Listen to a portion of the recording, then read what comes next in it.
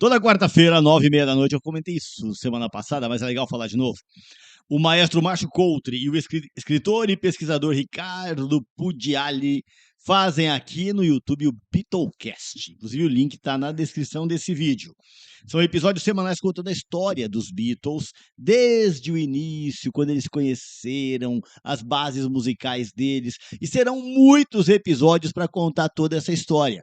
Tanto que eles estão entrando agora no 7º episódio, e o Ringo Starr, grande baterista dos Beatles, ainda não está na banda. Para vocês terem ideia de como essa história está caminhando, cheia de detalhes. E é muito legal porque o Pugliali vai contando o que estava acontecendo com os Beatles e o Márcio vai trazendo o que acontecia no Brasil na mesma época, na música no Brasil, na cultura, na política. Então está sendo uma aula de história. O Pugliali é uma enciclopédia, né? O Pugliali é um dos maiores pesquisadores sobre Beatles do mundo. O cara é feraça. Tem alguns livros e aí publicados. Junto com o Márcio. E o Márcio é doente, Beatlemaníaco doente. Vale super a pena assistir o podcast dos caras. Vale muito a pena, é muito bacana mesmo. Ô, Renan, falando em Beatles, o que você fala de Beatles, cara? De Beatles? Porque eu não gostava. Qual é a tua experiência com Beatles? Você tem alguma ou não tem? Que moral ter que falar de Beatles.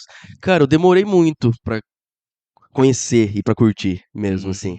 De verdade, bem recentemente até, assim, relativamente, né? Tendo em vista o tempo que eu já estudo música, que você curto tem de música, vida, né? que eu tenho. Bem... É, um cara velho, né? Isso. Tô com 31, cara. Vou fazer 32 esse ano. E assim, eu comecei curtindo um som mais pesado, né? Mais pro heavy metal, assim, né? Então Beatles ficou meio que de lado, assim. Eu fui curtir Beatles que eu achava Beatles chato pra caramba. Cara, chato eu nunca achei. Só nunca tinha chamado muito a minha atenção. Até eu começar a me interessar mais por composição. Não por guitarra só. Sabe? Não que o George Harrison não seja um grande guitarrista, assim, não tô falando disso. Mas é mais no sentido, quando eu fui me interessar mais por composição, por criação, por melodia.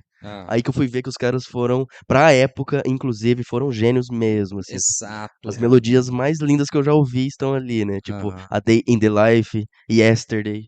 As melodias que por si só, você pode tirar a letra, tira os arranjos, ouve toca só ali, a melodia. né? Só a melodia, né? Lindo de se ouvir. Aí que eu falei, não, as composições são muito lindas, né? Na verdade, aí que eu fui pesquisar um pouco mais.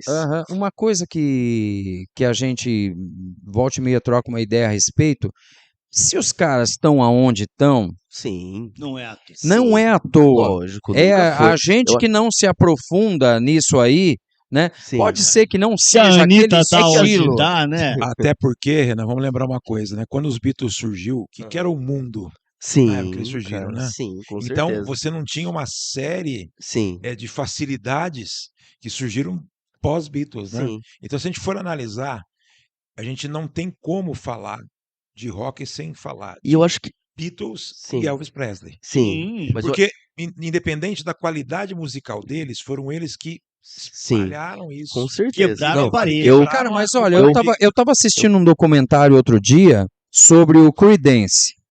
O Creedence, pra você, todo mundo Creedence, né? Creedence é legal pra caramba. Sim. Mas o Creedence, ele foi considerado a segunda banda ali, e tava parelho com os Beatles. Contemporâneos, né, deles ali.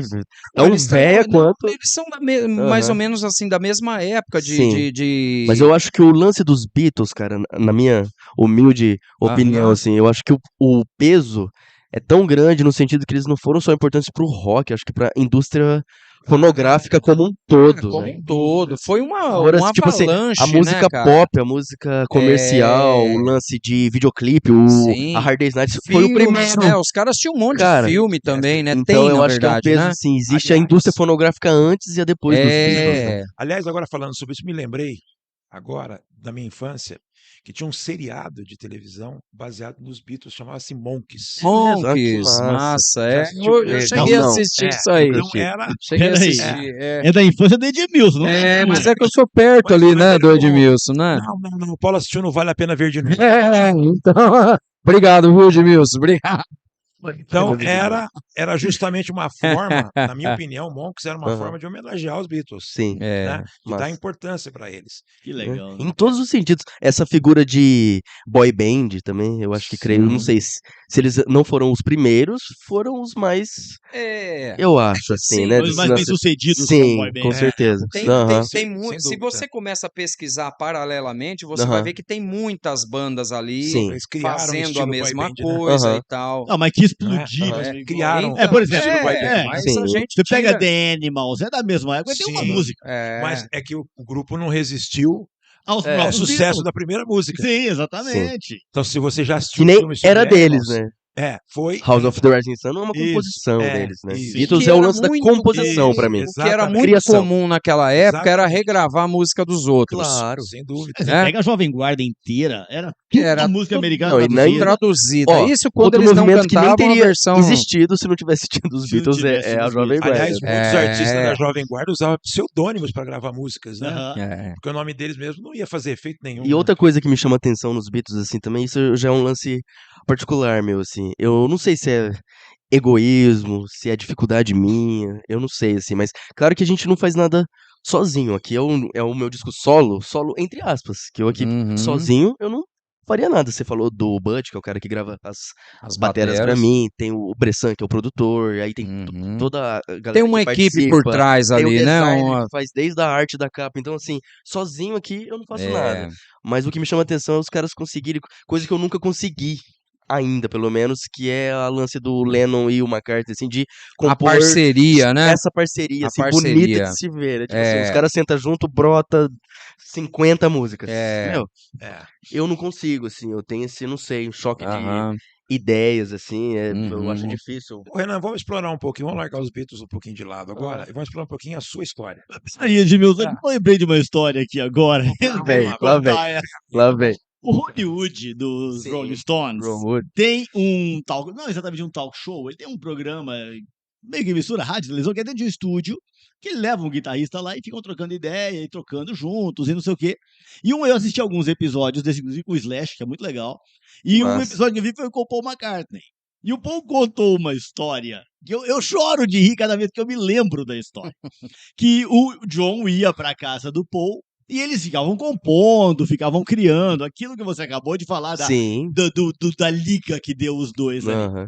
E o John Lennon ia embora à tarde para casa dele, já meia-noite, 1h, e o John usava aquele baita daquele fundo de garrafa, porque ele era semi-cego, ele realmente tinha um problema sério de vista, o óculos dele era pesadão, então ele ia sempre de óculos nas fotos, de qualquer lugar, porque ele realmente não conseguia ver nada. Só que ele gostava de andar sem os óculos por causa das meninas. Ele queria impressionar as meninas e achava que o óculos atrapalhava.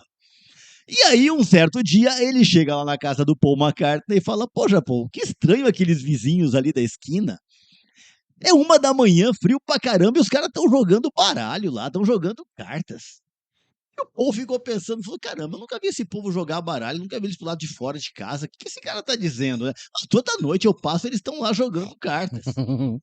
E aí, o Paul foi ver o que tava pegando um dia dele, passou lá. Como o John andava sem os óculos, ele não enxergava direito. Tinha um presépio armado na frente da casa, porque era época de Natal. Então tava José, Maria, Gedona, e via 2 pessoas numa mesa, tava aquele pessoal jogando baralho. O Paul McCartney conta isso pro Ronnie Wood. O Márcio pode falar pra gente se isso é verdade ou não. Conta pra gente, ou você ou o Pucciali, contem pra gente se é verdade. Pra ver se isso é verdade mesmo ou se o Paul McCartney tava querendo arrumar a história pra contar lá, né? Deixa eu voltar.